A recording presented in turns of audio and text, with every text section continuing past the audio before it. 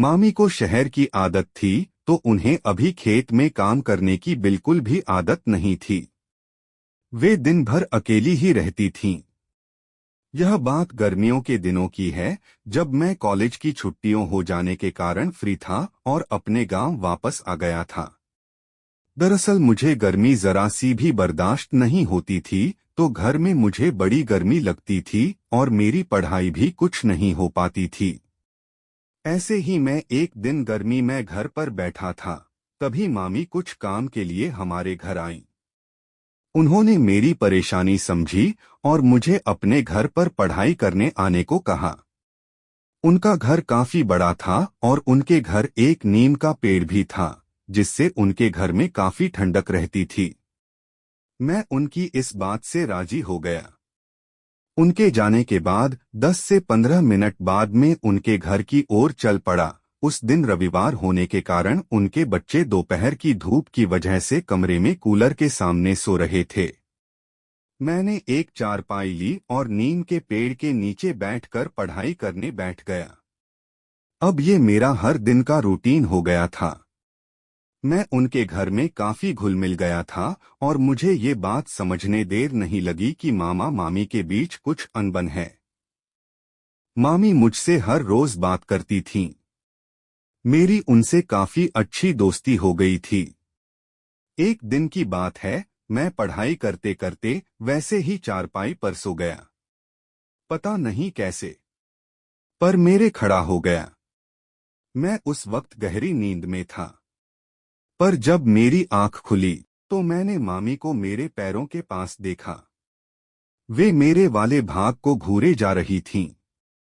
मेरी आंख खुलते ही वे वहां से उठकर चली गईं और थोड़ी देर बाद मेरे लिए चाय लेकर आ गईं। मेरी तो नजरें शर्म के मेरे नीचे ही झुकी थीं, पर मामी ने इधर उधर की बातें करनी शुरू कर दी। बातें करते करते उन्होंने मुझसे पूछा कि मेरी कोई गर्लफ्रेंड है कि नहीं, पर मैं तो था बाल ब्रह्मचारी। उस दौरान मैंने उन्हें थोड़ा अजीब सा बर्ताव करते देखा, जिससे मैं समझ गया कि मामी के नीचे आग बहुत जोरों की लगी है। फिर मैंने सोचा कि इन्हें अभी नहीं छेड़ा जाए तो बेहतर रहेगा। अगले दिन जब मैं दोपहर 1 बजे उनके घर गया तो दरवाजा अंदर से बंद था। मैंने दरवाजा बजाया, तब भी 5 मिनट तक कोई नहीं आया। 5 मिनट बाद जब दरवाजा खुला तो मैं अवाक ही रह गया।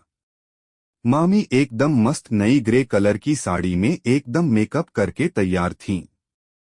उन पर ग्रे साड़ी में लाइट हरा ब्लाउज काफी जंच रहा था। होठों पर लाली तो चार चांद लगा रही थी। मेरा हथियार वहीं खड़ा होने लगा था, इसलिए मैंने जल्दी से चारपाई उठाई और अपनी जगह पर चारपाई लेकर बैठ गया। मैंने मामी से पूछा, मामी आप कहीं जा रही हैं क्या? मामी ने कहा, नहीं रे, मैं ऐसे ही मेकअप नहीं कर सकती क्या? ऐसा कहते समय उनके आंखों में अलग ही नूर था, जो मुझे कुछ बड़ा होने की कल्पना करवा रहा था। वे वहीं मेरे पास में ही बैठ गईं। अब तो मेरी हवा टाइट हो गई। ऐसी बला पास में बैठी हो तो किसकी पढ़ाई हो सकेगी? मैं ऐसे ही किताब में मुंह डालकर बैठा रहा। आखिरकार मैंने मामी से कह ही दिया, मुझे बहुत नींद आ रही है। उन्होंने कहा कि तुम आज अंदर बेडरूम में ही सो जाओ, घर पर कोई नहीं है। कूलर की हवा में अच्छी नींद आ आएगी। मैं कूलर की हवा के लिए उनके बेडरूम में सोने चला गया। उनका रूम काफी साफ सुथरा और आज ही साफ किया हुआ लग रहा था। मैं जाकर सीधा लेट गया, पर मुझको अभी नींद नहीं आ रही थी, तो मैं ऐसे आंख बंद करके पड़ा हुआ था। लगभग 10 मिनट बाद मुझे मेन गेट बंद होने की आवाज आई और बाद में मेरी नाक में मामी की परफ्यूम की महक बस गई। फिर बेडरूम का दरवाजा बंद होने की आवाज आई। मैंने धीरे से आधी आंख खोली तो देखा कि मामी मेरी तरफ ही बढ़ रही थीं। रूम में अब थोड़ा अंधेरा हो गया था, तो उनको मेरे जागने का पता ही नहीं चला। वह मेरे पेट के पास आकर बैठ गई और वासना से मेरी ओर देखने लगी। उनका हाथ धीरे धीरे मेरे पास बढ़ता गया। अब वे मेरे को पैंट के ऊपर से ही अपने हाथ से रगड़ रही थीं, जो पहले से खड़ा हो चुका था पर अब अंदर ही उफान मार रहा था। उन्होंने धीरे से पैंट का हुक खोल दिया और पैंट नीचे खिसकाने लगी। मेरे लिए ये सब पहली बार था तो मैं झट से उठ गया। अभी मैं कुछ बोल पाता कि रेखा मामी, मामी का नाम रेखा था, ने अपने रसीले होंठ मेरे होठों पर रख दिए और मेरे हाथ अपने हाथों से पकड़ लिए। मैं अपना सर जब पीछे करने लगा तो उन्होंने अपने हाथों से मेरा सर पकड़ लिया। उनके होंठ अब मेरे होठों को पूरी शिद्दत से पी रहे थे। इससे धीरे धीरे मेरा भी विरोध खत्म हो गया था और अब मैं भी उनके होठों को चूस रहा था। हम दोनों एक दूसरे में खो गए थे। रेखा मामी ने मेरे हाथों को पकड़कर अपने मम्मों पर रख दिए। मैं भी वासनावश पता नहीं कैसे उनके बूब्स दबाने लगा था। वे अपनी जीभ को मेरे मुंह डाल रही थीं, साथ ही वे मुझे जगह जगह चूम रही थीं, कभी गालों पर तो कभी गर्दन पर। इससे उनकी बरसों की प्यास साफ झलक रही थी। मैं तो उनके बूब्स दबाने में मस्त था। तभी उन्होंने मेरी शर्ट के बटन खोल दिए और मेरी शर्ट को निकालकर कुर्सी की ओर फेंक दिया। मैं भी उनकी साड़ी के पल्लू को हटाकर उनकी गर्दन को चूम रहा था और मेरे हाथ उनके कमर को कस रहे थे। फिर मैंने चूमते चूमते उन्हें नीचे ले लिया और उनके ऊपर चढ़ गया। मैं उन्हें चूमता रहा। बाद में मैंने उनकी साड़ी खोलनी शुरू कर दी और साड़ी को निकालकर साइड में फेंक दिया। अब वे मेरे सामने सिर्फ ब्लाउज और पेटीकोट में ही थीं, जिस पर उनका मंगलसूत्र उनकी सुंदरता को निखार रहा था। मैं उनके पेट को चूमने लगा तो उनकी आवाजें निकलनी शुरू हो गईं। अपना एक हाथ उनकी पर रखकर मैं पेटीकोट के ऊपर से ही मसलने लगा। मामी अपने हाथों से मेरे सर को उनकी की तरफ दबा रही थीं।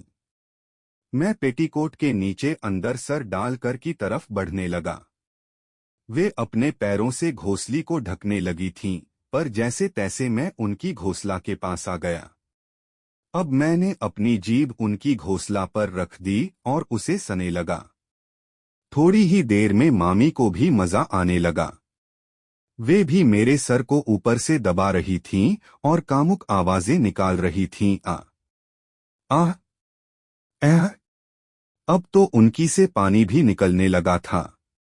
मैं बाहर निकल आया। उन्होंने मुझे नीचे गिराया और मेरे पैंट को निकालने लगी। मैं सिर्फ अंडरवियर में था और वे ब्लाउज और पेटीकोट में थीं। उन्होंने झट से मेरा अंडरवियर भी निकाल दिया और मेरे को आजाद कर दिया। मेरा अब उन्हें कामुक देखकर और उफान मारने लगा। मामी को देखकर और ज्यादा जोश में आ गईं। वे बोली, आज तो बहुत चहक रहा है ये। इसका तो मैं पूरा माल निकाल दूंगी। इसी के साथ वह अपने कोमल हाथों से मेरे को पकड़कर सहलाने लगी। मेरे लौड़े को आज तक किसी लेडी के स्पर्श का अनुभव नहीं था, तो थोड़ी ही देर में उसने अपना फव्वारा मामी के मुंह पर मार दिया।